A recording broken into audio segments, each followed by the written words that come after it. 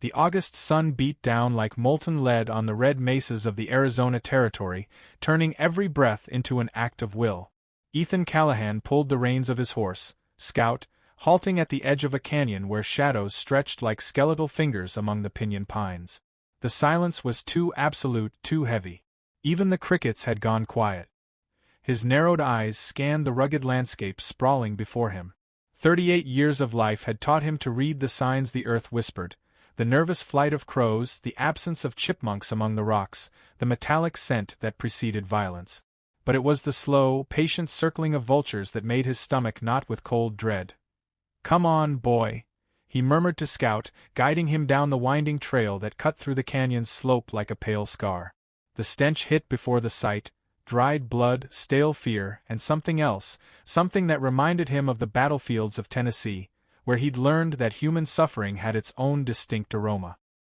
His hand moved instinctively toward the Colt .45 resting on his hip, but froze mid-motion. Whatever had caused this was already over. The vultures scattered with indignant squawks as Ethan emerged from a grove of cottonwoods. What he saw froze the blood in his veins.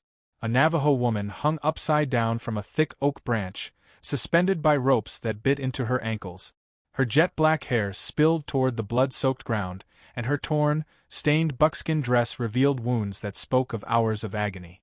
But it wasn't the wounds that disturbed Ethan most, it was the deliberate cruelty of the trap. He knew this kind of work. He'd seen it before during his days as an army scout in the campaigns against the Navajo. It was a trap designed not just to kill but to send a message. The vigilantes wanted her found like this. They wanted to provoke a response. "Damn them," he muttered, dismounting with stiff movements that betrayed the scars crisscrossing his back like a map of past battles. He approached cautiously, expecting a corpse, but when he was close enough to see her face, the woman opened her eyes. They were black as obsidian and burned with a fury that could melt steel. There was no plea in that gaze, no gratitude for his arrival, only a cold, calculating assessment, as if she were measuring whether this weathered white man with an unkempt beard and sunken eyes was another threat or an opportunity. "Easy," Ethan said, though he knew she likely didn't speak English. His voice came out hoarser than intended. "I'm gonna get you down." He drew his hunting knife and reached for the ropes holding her. The woman didn't move, but her eyes tracked him with a predator's intensity. Ethan cut the first rope, then the second, bracing to catch her as she fell. Her body was heavier than he'd expected, all taut muscle and strong bones. He caught her carefully, surprised by the heat radiating from her despite hours hanging under the blistering sun. He laid her on the ground with the gentleness he'd show a wounded foal, and for the first time, she made a sound, a stifled groan that revealed white teeth clenched in determination. The ropes had cut deep into her ankles, leaving bloody furrows already showing signs of infection. She had other wounds too, a gash on her forehead that had left dried blood streaking her cheek, bruises spreading across her arms like purple ink, and the way she held her left side told Ethan she likely had broken ribs. "This is gonna hurt," he warned, tearing strips from his own shirt to make makeshift bandages. She watched him work in silence, her breathing controlled despite the pain she must have felt. When he cleaned her ankle wounds with water from his canteen, she didn't flinch. When he bound them with the efficiency he'd learned tending wounded soldiers, she didn't look away. It was as if she were memorizing his every move, cataloging each gesture for future use. "Can you walk?" he asked, though he already knew the answer from the way her legs trembled when she tried to stand. Without a word, Ethan lifted her into his arms. This time, she didn't protest, but her body remained rigid as steel, ready to fight if he proved to be another enemy. He carried her to Scout, who snorted nervously at the smell of blood, and helped her mount behind him. The ride back to his ranch was tense and silent. The woman clung to his waist when Scout stumbled on the rocky terrain, but otherwise, she might as well have been a ghost riding at his back. Ethan could feel her eyes on his neck, studying him, judging him, and he wondered what she saw when she looked at him. A savior? A captor? Just another white man whose intentions remained hidden. His ranch came into view as the sun began its descent toward the distant mountains. It was a modest place, a log cabin with a porch he'd built himself, a stable that had seen better days, and corrals holding a few head of cattle he'd managed to keep despite hard times. It wasn't much, but it was his. More importantly, It was far enough from town to offer the solitude he'd craved since hanging up his army uniform. He helped her dismount and guided her into the cabin. Inside, everything spoke of a life lived alone. A hand-carved table, a single chair by the fire, a narrow bed in the corner, and shelves crammed with books he'd collected over years of solitary reading. She surveyed it all with calculating eyes, noting exits, memorizing the layout, assessing potential threats. Ethan lit the fire and set water to boil. From a trunk under the bed, he pulled medical supplies he'd kept from his army days: whiskey for disinfecting, needles and thread for stitching, clean bandages, and a small bottle of laudanum he'd saved for emergencies. This seemed to qualify. "This'll sting," he warned, soaking a clean rag in whiskey. For the first time she spoke. Her voice was low, hoarse from hours of torment, but it carried undeniable authority. "I know what pain is." Her English was clear, with only a faint accent suggesting she'd learned it well. Ethan nodded, impressed despite himself, and began cleaning her wounds properly. She didn't flinch as the alcohol bit into her open flesh. She didn't cry when he stitched the deeper cut. She didn't complain when he bound her ribs tightly enough to stabilize them. When he finished, she leaned against the wall, closing her eyes for the first time since he'd found her. Exhaustion was finally taking its toll, but even in rest, she maintained a posture that suggested she could wake and fight in an instant. Ethan poured himself a shot of whiskey and sat by the fire, watching her. He wondered who she was, what she'd done to earn such treatment, and most importantly, what consequences he'd face for interfering. Because he had no doubt there would be consequences. In this territory, acts of mercy toward the Navajo were seen as treason by some and invitations to violence by others. As the flames danced in the hearth, Ethan pulled something from his shirt pocket, a tarnished military insignia, the symbol of his rank as an army scout. He'd carried it since leaving the service, not as a trophy but as a reminder of the things he'd seen, the orders he'd followed, the times he'd stayed silent when he should have spoken. Without a word, he tossed it into the fire. The flames licked the metal, blackening it before it crumbled to ash. The Navajo woman opened her eyes and watched this silent ritual. In her gaze, he saw something new, a spark of recognition, perhaps even understanding, as if she'd glimpsed the man behind the scars, the guilt, the years of self-imposed exile. They exchanged no words. There was no need. Some understandings transcended language. Ethan woke at the first light of dawn, his body aching from sleeping in the chair by the now-cold fire. The woman was gone. He stood, joints protesting, and scanned the cabin. No signs of struggle, no disarray. She'd simply vanished like smoke on the desert wind. The bandages he'd used lay neatly folded on the table, blood-stained but arranged with military precision. He stepped onto the porch, hoping to find tracks showing which way she'd gone, but the rocky ground kept its secrets. Then he saw it, a single black raven feather resting on the porch step, placed with the precision of a signature. He picked it up, twirling it between his fingers. It was perfect, undamaged, as if chosen specifically. A message, but of what? Gratitude? Warning? Promise? In the distance, the wind carried rumors from town, raised voices, horses moving faster than usual, the kind of stir that preceded trouble. Ethan tucked the feather into his pocket and headed for the stable. He had a feeling his decision to cut those ropes had set something in motion he could no longer control. As he saddled Scout, he couldn't shake the sense of being watched. The Navajo woman's eyes had seen something in him he hadn't fully recognized himself, a man tired of running from his past, a man who, in an unplanned act of mercy, had taken the first step toward something resembling redemption.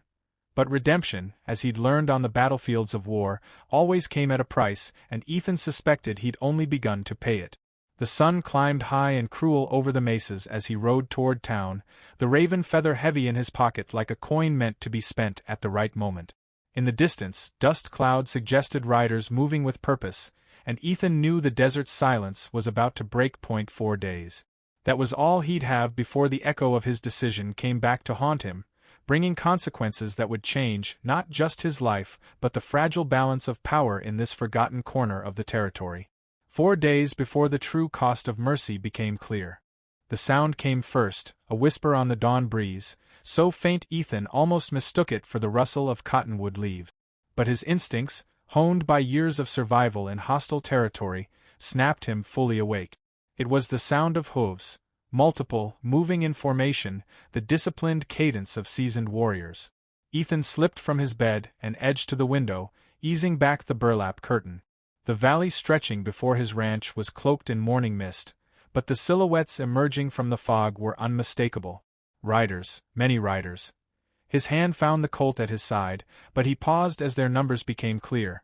20, maybe 25 Navajo warriors, mounted on horses that moved like shadows over the red earth. This wasn't a war party, it was a statement. God Almighty, he murmured, recognizing the tactic. They were forming a perfect circle around his property, each rider maintaining precise spacing to create a complete perimeter. Not an ambush, a presentation. At the center, mounted on a pinto that gleamed like polished bronze in the rising light, was her, Iona. Even from a distance, Ethan recognized the way she sat in the saddle, her spine straight despite the pain he knew she must still feel. She showed no signs of the wounds he'd bandaged just 4 days ago. Beside her rode an older man, his face etched with lines that spoke of countless battles and hard decisions. His gray hair was braided with turquoise beads and eagle feathers, marks of rank Ethan could recognize even with his limited knowledge of Navajo culture. This had to be a chief, and by the way Iona positioned herself slightly behind him in deference, likely her father. The warriors halted in unison, their horses forming an unmoving circle that turned Ethan's ranch into the center of a natural amphitheater. The silence that followed was so complete he could hear his own heartbeat. He dressed quickly, his movements deliberate but unhurried. He knew any sign of panic or aggression would be read as hostility. Setting his hat, he stepped onto the porch, boots echoing on the weathered wood.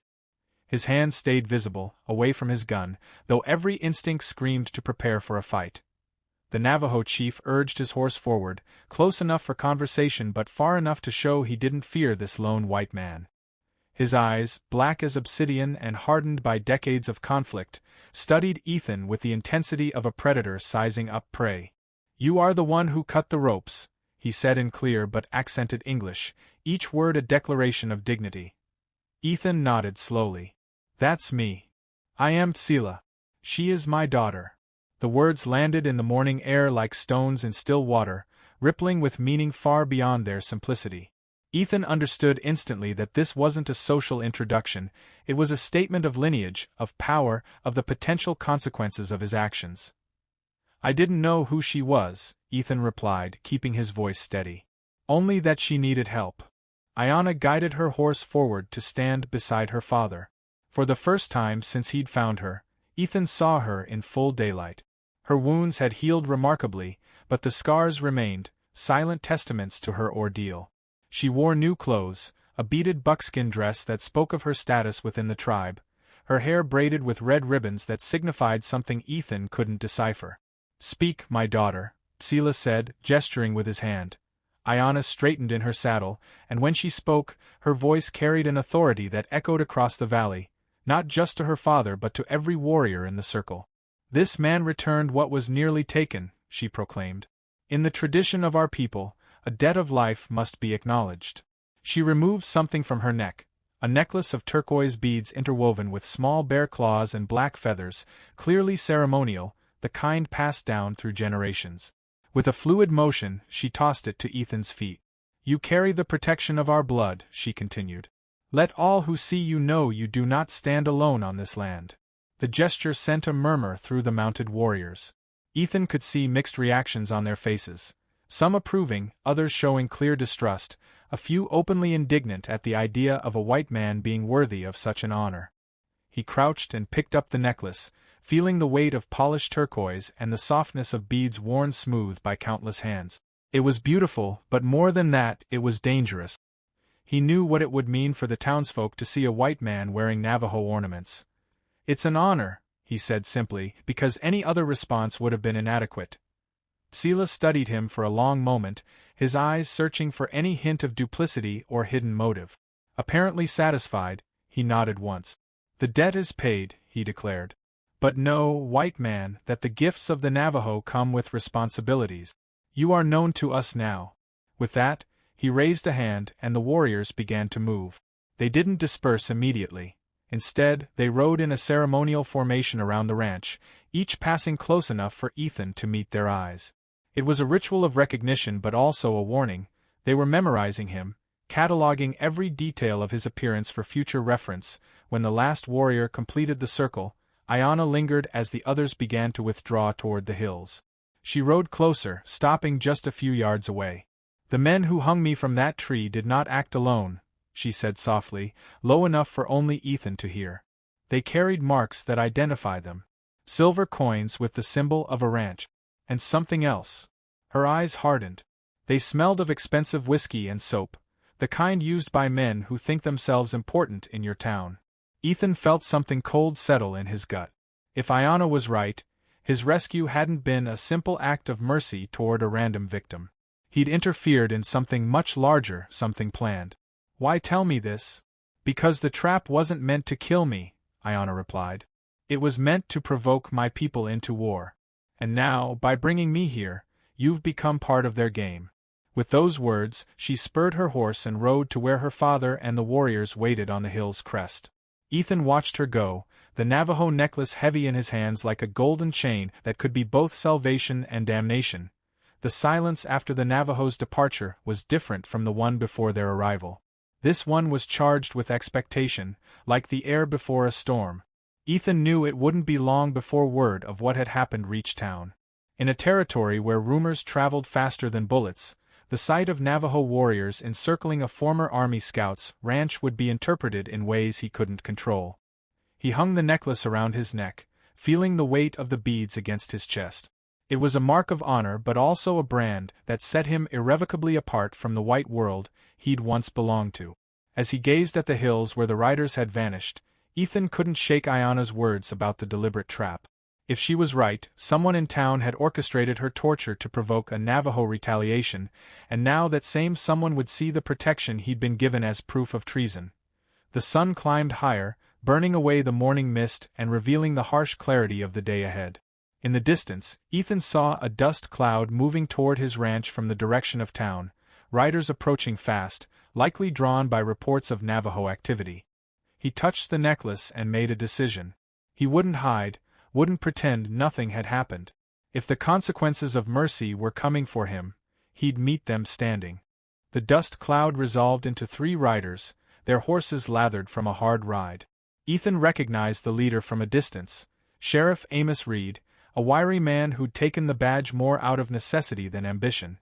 The other 2 were makeshift deputies, local shopkeepers pressed into service with promises of extra pay. Reed pulled his sweating horse to a stop a few yards from Ethan's porch, his eyes darting between Ethan and the corrals as if expecting Navajo warriors to spring from behind every post. His gaze locked on the turquoise necklace hanging from Ethan's neck, and his face paled like old newsprint.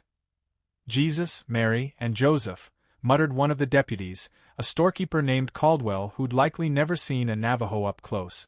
"It's true. The rumors are true." "Callahan," Reed said, his voice shaky but trying for official authority. "Need you to come with me. There's questions to answer in town." Ethan stayed on his porch, arms crossed over his chest. "What kind of questions, Sheriff?" "The kind that come up when folks see Navajo warriors circling a white man's property at dawn," Reed replied, dismounting with stiff movements.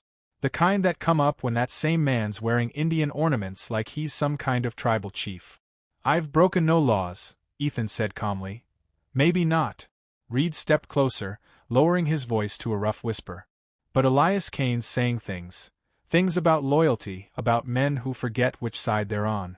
Says your past as a scout gives you knowledge that could be useful to the hostiles." The name Elias Cain dropped between them like a stone in still water. Ethan had been waiting for this. Cain was the most powerful rancher in the region, a man who'd arrived after the war with enough money to buy both land and influence. His methods for dealing with the Navajo were known for their brutality, and his ambition to expand his grazing territory was no secret. "And I suppose Cain's got suggestions on how to handle this," Ethan said. Reed removed his hat, running a hand through greasy hair. "He says a man who's lost the trust of his own people might need a reminder of where his loyalties lie." "That an official threat, Sheriff?" "It's advice from a friend." Reed resettled his hat, hands trembling. "Come to town, Ethan. Talk to folks, explain what happened here. Give Cain less ammunition to use against you. Ethan weighed the offer. He knew riding into town with the Navajo necklace visible would be like walking into an ambush, but staying at the ranch would only delay the inevitable. The seeds of distrust had already been sown. Now it was about controlling how they grew. "I'll come," he said finally, "but not as a prisoner. As a concerned citizen." "Fair enough," Reed agreed quickly. "Just, maybe consider leaving that here." He gestured at the necklace. "No," Ethan said, his tone firm enough to make Reed take a step back. There was something in Ethan's eyes that reminded the sheriff why this man had survived both war and a solitary life in dangerous territory. The ride to town was tense and quiet. Ethan rode slightly ahead of the other three, aware that every move he made was being watched and judged. The Navajo necklace seemed to burn against his chest, a constant reminder of the line he'd crossed. The town of Redstone sprawled before them like a scar on the desert landscape, wooden buildings fighting the sun and wind, dusty streets that turned to mud rivers with every rare rain, and a collection of souls who'd come here fleeing something or chasing something they'd likely never find. But today, Redstone buzzed with a different energy. Groups of men clustered at corners, their voices low but gestures animated. Women appeared at windows, then vanished quickly, as if being seen was risky. Children were called indoors with unusual haste. Ethan noted several men carrying rifles usually kept at home. He also noticed many wore makeshift badges, bits of metal glinting on their lapels. He knew those badges. Cain had been organizing his own militia. The saloon at McCarty's was unusually packed for mid-morning.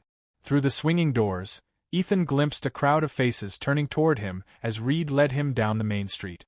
It wasn't welcome in those eyes, it was something far more dangerous, fear mixed with self-righteous anger. "There he is," someone shouted from the crowd. "The Navajo lover." "Is it true, Callahan?" another yelled. "You got warriors camped on your land?" Ethan didn't answer, but his hand drifted instinctively toward his gun. Reed noticed and placed a warning hand on his arm. "Easy," the sheriff muttered. "Let me handle this." But before Reed could speak, the crowd parted to make way for a figure Ethan recognized instantly. Elias Cain was a towering man, built like a gnarled oak, with silver hair slicked back with pomade and a mustache kept impeccably trimmed. He wore a suit that cost more than most men in Redstone earned in a year, but his boots were made for hard work, and his hands bore calluses that spoke of a life not always prosperous.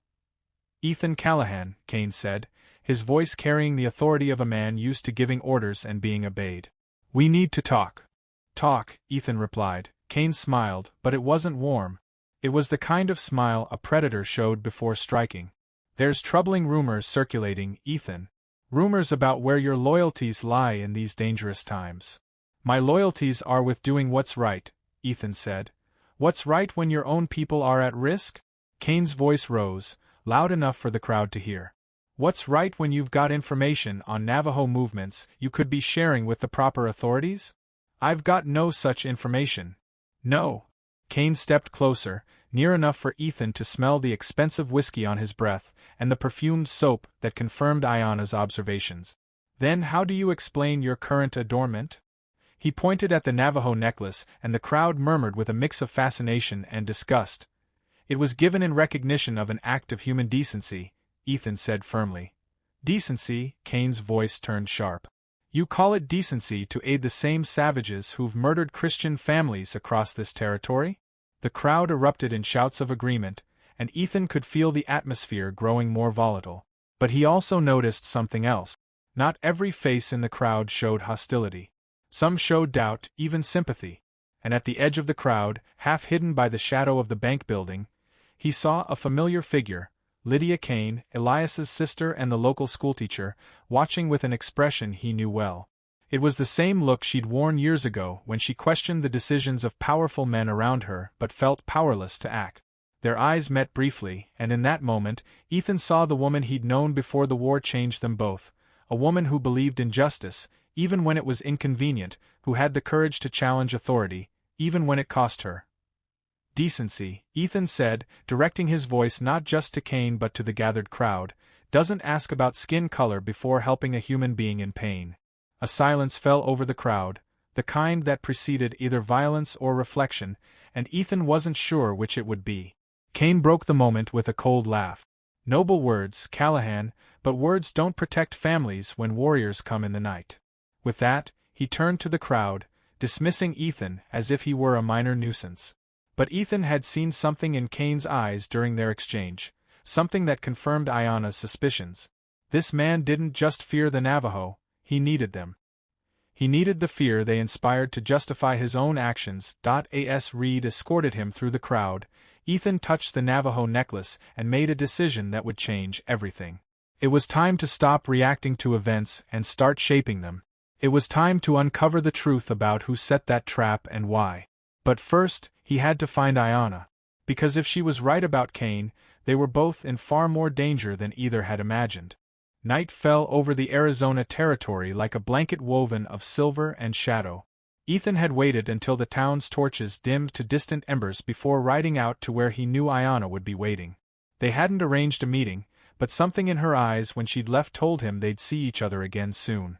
The meeting place was the same canyon where he'd found her hanging from the ropes, though now it was cleansed of all evidence of that horror. Ayanna sat on a flat rock near the creek that cut through the canyon's floor, her silhouette barely visible in the moonlight. No fire, no horse in sight, she'd come on foot, moving like a ghost across her ancestors' land. "I knew you'd come," she said without turning as Ethan's horse's hooves clinked on the rocks. "How?" "Because you're like me," she replied, finally facing him. "You can't leave questions unanswered." Ethan dismounted and approached, noticing she held something in her hands, bits of metal glinting faintly in the moonlight. "I found more evidence," Ayanna said, extending her hand. "At the place where they took me." Ethan examined the object. One was clearly part of an expensive spur, inlaid with silver forming the initials EK. The other was a brass button engraved with a bull's head, the symbol of Cain's ranch. "Where exactly did you find these?" "Half a mile north of here, where the trail splits toward your ranch and the grazing lands." Her eyes hardened. "It wasn't a random ambush, Ethan. They tracked me from the creek where our people go for water. They knew exactly when and where to find me." The implication was clear and chilling. Ayanna's capture had been meticulously planned, timed for maximum political impact. Ethan wondered how long Cain had been waiting for the perfect opportunity to provoke an incident that would justify his expansionist ambitions. "There's more," Ayanna continued. "My cousin, Tahoma, found tracks of at least 6 men at the ambush site, all riding shod horses, not mustangs. Town men. Where's Tahoma now?" "Gathering warriors." Ayanna's voice grew taut. "Not everyone in my tribe agrees with my father's patient approach. Tahoma lost his younger brother in a similar ambush 2 years ago. He says white promises of justice are like desert wind, loud but empty." Ethan understood the reference. He'd heard of that ambush, 3 young Navajo found dead near the river, supposedly victims of bandits. The case was never solved, but now Ethan wondered if it, too, was Cain's work. "What's your father planning?" "My father is wise but weary," Ayanna replied. "He's seen too many wars, buried too many sons. He wants to give peace one more chance, but only one." She stood and stepped closer, close enough for him to see the determination burning in her eyes. "Tonight there's a tribal council. Tahoma will argue for immediate war. I'll argue for something else." "What?" "An ultimatum." Her voice carried the weight of a decision she'd been wrestling with for days. "We'll give your people a chance to hand over the true culprit. If Cain refuses to answer for his crimes before the tribe, Tahoma will have his war." The proposal was bold and dangerous. Ethan knew Cain would never agree to face a Navajo tribunal, and the mere suggestion would be seen as an intolerable affront by most settlers. "If I take that proposal to town," he said, "I'll be the last bridge between our peoples. And when that bridge burns," Ayanna said simply, "you'll burn with it." Her words were prophetic and terrifying, but Ethan had made his choice the moment he cut the ropes that held her. There was no going back. "We'll need more than scraps of evidence," he said. "We'll need proof even Cain's supporters can't ignore." Ayanna smiled, but it was a smile that would make a wolf back down. "I have an idea about that too." 2 hours later, Ethan and Ayanna rode along a trail leading to the back of Cain's ranch. The moon was high enough to provide decent light but low enough to cast treacherous shadows that could hide guards or trap. Ayana's plan was simple in concept but perilous in execution. According to her information, Cain kept detailed records of all his operations in a safe in his private office. If they'd planned her capture so carefully, there was likely documentation, payments to mercenaries, maps of Navajo routes, maybe even correspondence with army contacts providing tribal movement details. "How do you know so much about his habits?" Ethan asked as they dismounted near a creek running behind the main house. "My people have watched Cain for years," Ayana replied. "We knew he was dangerous long before he struck directly." They moved silently through the back corrals, avoiding the dogs Cain kept for security. Ayana glided like water, making no sound, and Ethan found himself following her lead despite his own years of military experience. The ranch house loomed in the dark, 2 stories of solid wood and stone, its windows glowing faintly with the light of oil lamps inside. Cain's office was on the ground floor at the back, with windows overlooking the yard where he conducted most of his business with visiting ranchers. Ethan tested the window and found it unlatched. Apparently, Cain trusted his reputation to deter intruders. The office interior spoke of wealth and power, a mahogany desk, shelves lined with leather-bound books, and in one corner, a safe the size of a small man. Ethan examined the lock and sighed. It was a new, complex model, not something he could pick with the tools he carried. But Ayana had vanished briefly, only to return with something that made Ethan blink in surprise, a full set of keys gleaming with fresh oil. "Where'd you?" "Found them in the coat pocket by the back door," she whispered. Powerful men often grow careless. The keys worked on the second try. The safe opened with a soft click that sounded as loud as a gunshot in the night's silence. Inside was meticulously organized, stacks of cash, legal documents, and in a separate compartment, a leather folder marked with the initials OC. Ethan opened it, hands steady despite the stakes. What he found confirmed Ayana's worst suspicions and added details that chilled his blood. Detailed maps of Navajo movement patterns, marked with water routes and sacred campsite. Lists of prominent warriors' names, including Tahoma's brother, marked with a red X. Most damning, correspondence with an army officer at Fort Huachuca, providing patrol schedules. But the most incriminating document was a letter dated just a week before Ayana's capture. In it, Cain wrote to an unidentified contact, "The operation will proceed as planned.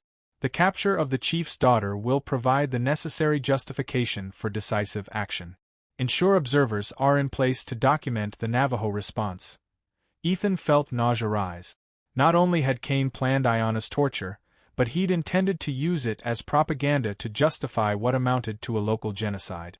"We need to take this," he murmured to Ayana. "No," she said firmly. "If he notices it's gone, he'll know someone was here. Better to copy what we can and leave everything as it was." She was right, of course. Ethan began memorizing the most critical details while Ayana kept watch. But as he was about to close the folder, his fingers brushed something else at the compartment's bottom, a small leather pouch that jingled softly when moved. Inside were silver coins, each etched with Cain's bull symbol.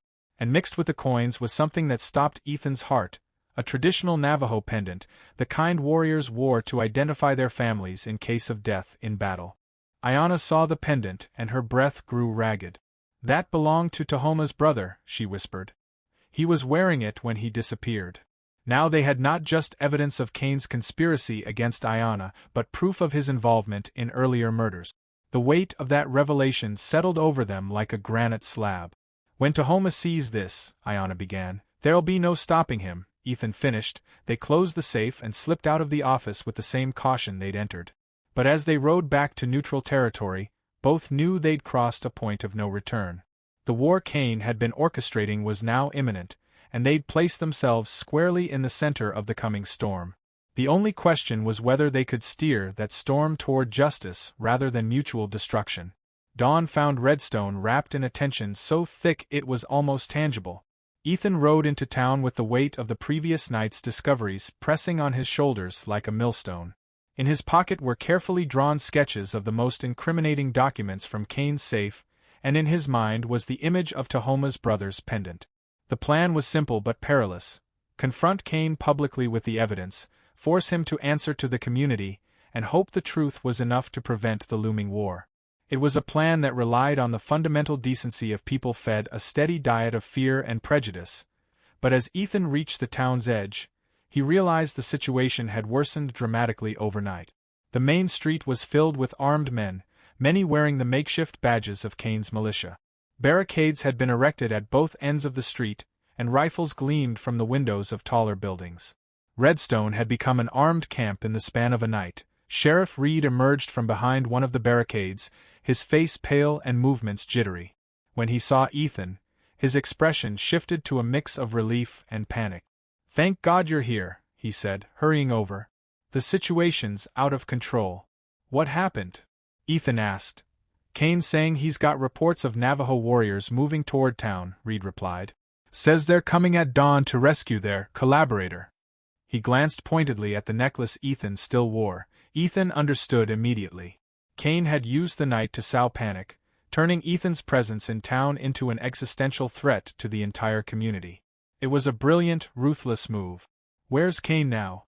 "In the saloon, directing the defense," Reed said, lowering his voice. "Ethan, I don't know what's really going on here, but I've got a bad feeling we're being played. Cain had those rifles, those barricades, too organized, like he'd been planning this." Before Ethan could respond, the sound of multiple hooves filled the morning air, but not from the direction of Navajo territory. They came from the north, along the road leading to the schoolhouse. Elias Cain appeared, riding her chestnut mare, but she wasn't alone.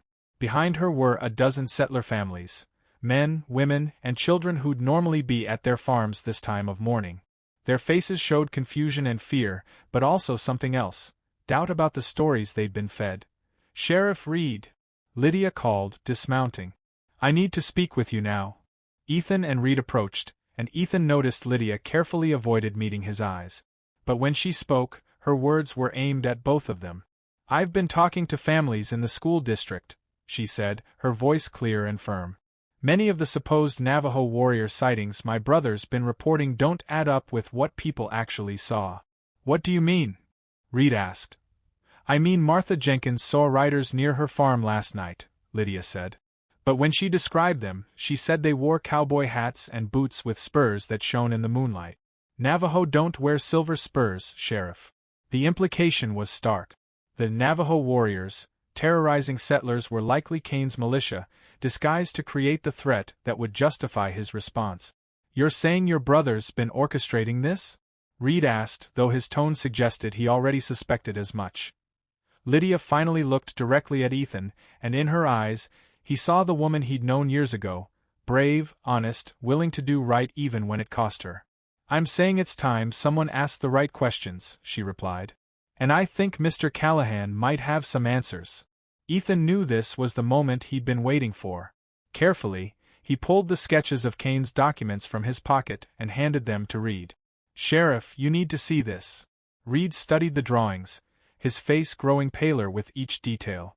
When he reached the sketch of the letter about Operation Cleanse, his hands shook. "Sweet Jesus," he muttered. "Where'd you get this?" "From a safe in Cain's office," Ethan said. "Last night.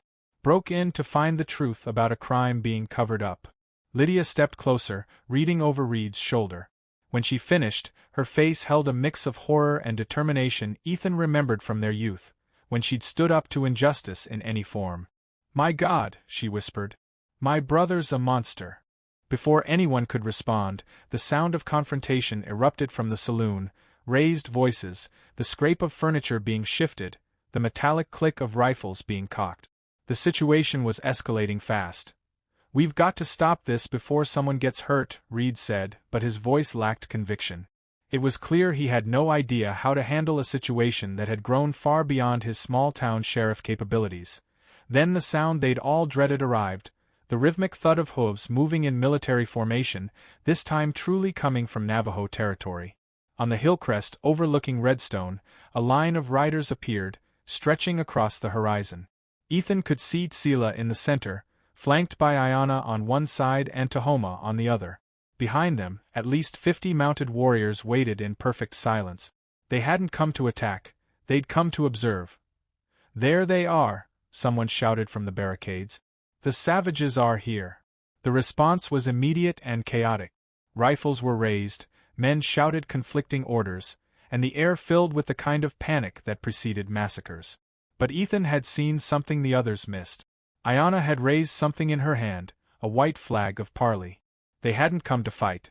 They'd come to witness justice. Without a second thought, Ethan swung onto his horse and rode straight into the middle of the main street, positioning himself between the town's barricades and the warriors on the hill. His lone figure stood out against the dawn dust like a man walking a tightrope over a chasm. "Hold your fire!" he shouted, his voice carrying the battlefield projection he'd learned in war. "They're carrying a flag of truce."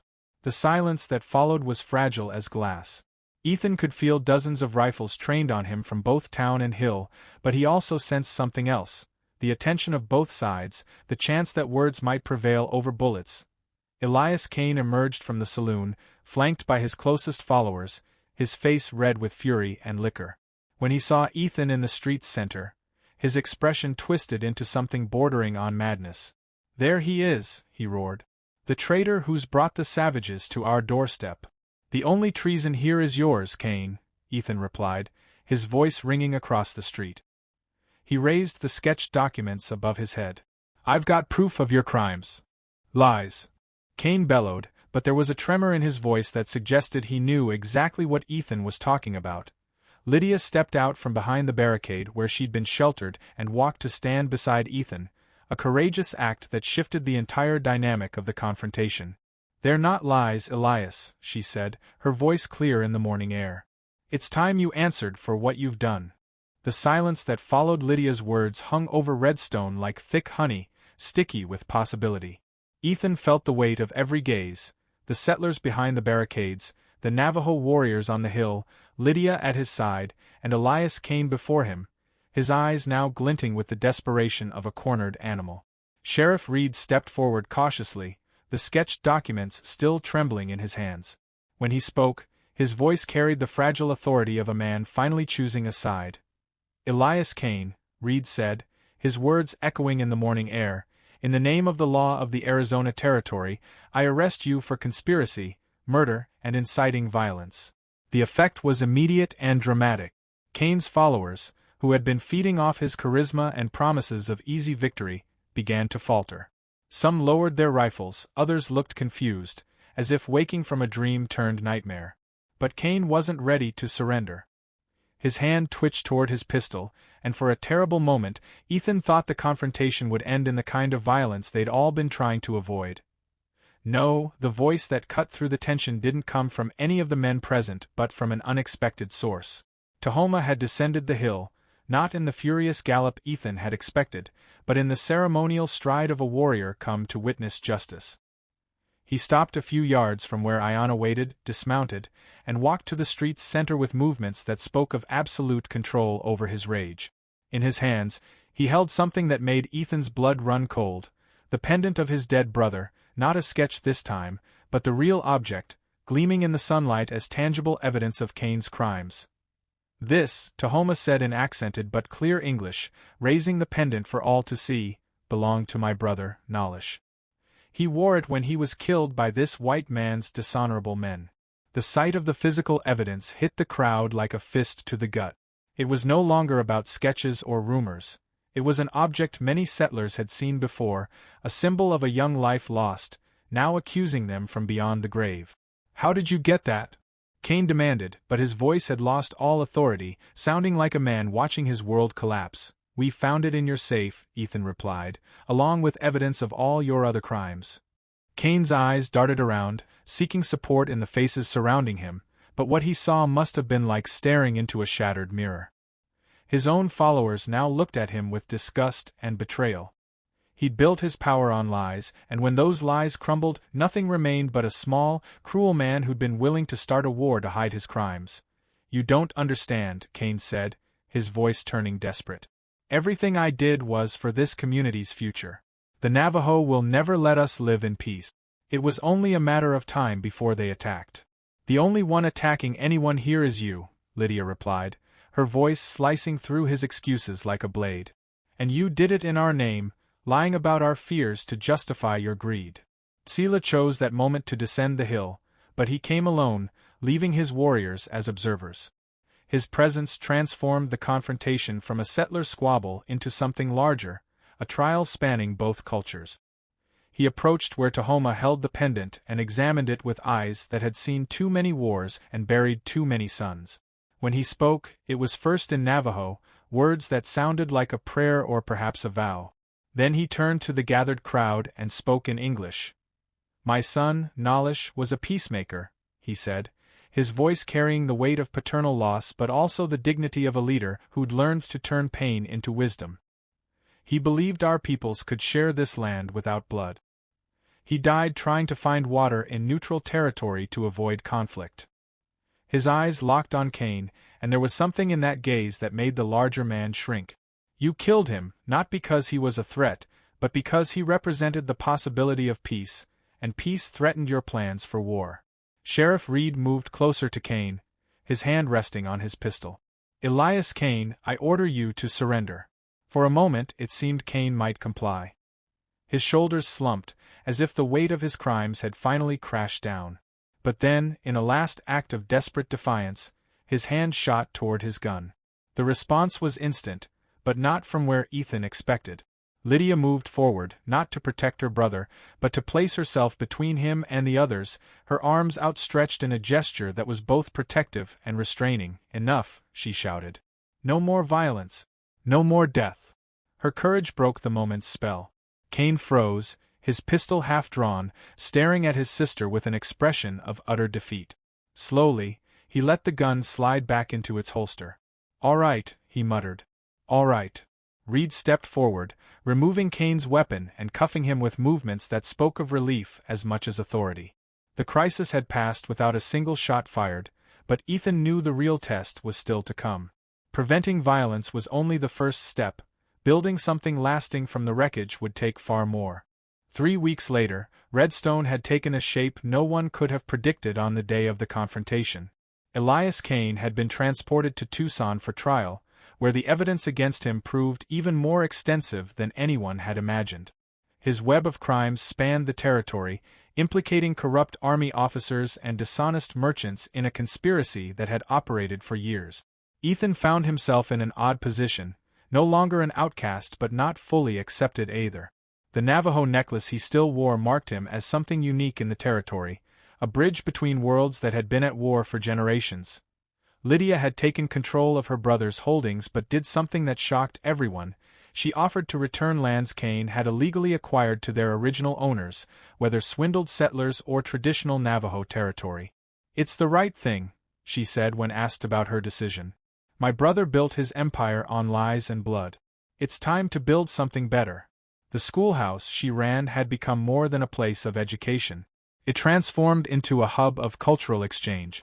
Ayanna came twice a week to teach Navajo traditions, while Lydia visited the tribal camp to learn about traditional medicine and desert survival technique. Tahoma underwent perhaps the most remarkable change. His thirst for vengeance had been quenched, not by violence but by justice, and he channeled his energy into something constructive, training youth from both cultures in the skills needed to survive and thrive in their shared territory. Sheriff Reed had resigned, admitting the events had shown he lacked the strength for the job. In his place, the community elected a younger man, a war veteran committed to fair justice for all the territory's residents. But it was Sila who made perhaps the most powerful statement about the future. A week after the confrontation, he came to Ethan's ranch, not as a chief visiting a subordinate, but as an equal. They sat on Ethan's porch, watching the sun set over the red mesas. "My people have a tradition," Sila said. "When blood is spilled unjustly, we mark the place as sacred, not to remember the violence, but to remember that the violence was stopped." He paused, gazing toward the canyon where Ayanna had been tortured. "That place will be remembered not as a site of suffering, but as the place where a man chose to do right when it would have been easier to walk away." The word struck something deep in Ethan, buried under years of guilt and self-imposed exile. Now, as autumn began painting the cottonwoods with gold and scarlet, Ethan found himself back at the canyon where it all began. This time, he wasn't alone. Ayanna sat on the same rock where they'd met that night weeks ago. She was no longer the wounded, furious woman he'd rescued from the tree. She had grown into her role as a leader, a bridge between her father's traditional world and the new realities her people faced. "Do you regret it?" she asked, looking at the spot where the ropes had scarred the oak's bark. Ethan considered the question. His life had changed entirely since that day. He was no longer a man running from his past but one facing it, trying to build something better from its fragments. He also knew the road ahead would be hard, filled with misunderstandings and setbacks, with people on both sides who'd prefer the old ways of distrust and violence. "No," he said finally. "I don't regret it." Ayanna smiled, the first truly unguarded smile he'd seen from her. "Good," she said. "Because my people have another tradition. When someone saves a life, that life belongs to them, not as property, but as responsibility." She stood to leave but paused, turning back to him one last time. "The life you saved wasn't just mine, Ethan Callahan. It was the possibility that our peoples could find a better path. That responsibility will never end." He watched her ride off toward where her people waited on the hill's crest. She was right. Building bridges between worlds at war wasn't a task completed in weeks or even years. It was the work of a lifetime. As night fell over the Arizona territory, Ethan touched the Navajo necklace around his neck, feeling its weight not as a burden but as a promise. The road ahead would be difficult, but he wouldn't have to walk it alone. In the distance, the night wind carried voices, English and Navajo mingling in conversation, children from both cultures playing together in the camp that had sprung up near town. It was the sound of a future few had imagined possible months ago. On his porch, where it all began with a single raven feather, there was now a small garden planted by Lydia and Ayanna together, desert wildflowers growing alongside Navajo medicinal herbs, their roots entwining in the red earth that no longer remembered only blood, but hope. The land would remember it all, the violence and the mercy, the fear and the courage, the mistakes of the past and the possibilities of the future. But above all, it would remember that when the moment came to choose, there were people willing to risk everything for the radical idea that enemies could become allies, that justice could prevail over vengeance, and that a single act of human decency could change the course of history. Under the desert stars, that history continued to be written, one page at a time.